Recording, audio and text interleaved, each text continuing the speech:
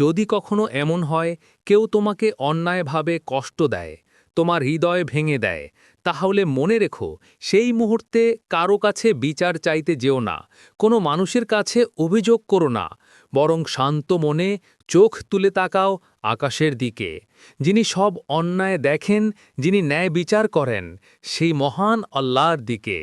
আকাশের দিকে তাকিয়ে এই দোয়াটা মাত্র ১১ বার পড়ো। বিশ্বাস রাখো তুমি কল্পনাও করতে পারবে না কি ঘটবে। আল্লাহ রব্বুল আলামিন সেই জালিমকে তোমার পায়ে ধরে মাফ চাইতে বাধ্য করবেন। তুমি শুধু এই আয়াতটা পড়বে, ইন্নানা আশকু বাসসি ওয়া হুজনি ইলাল্লাহ। অর্থ, আমি আমার অসহনীয় বেদনা, আমার দুঃখ শুধু আল্লাহর কাছেই নিবেদন করছি। আর আকাশের দিকে আঙুল তুলে বলবে, হে আল্লাহ, তুমি ন্যায় বিচারকারী, তুমি সর্বশক্তিমান। তারপর তোমার অন্তর শান্ত হয়ে যাবে আর আল্লাহ নিজেই তোমার বিচার করবেন ইনশাআল্লাহ।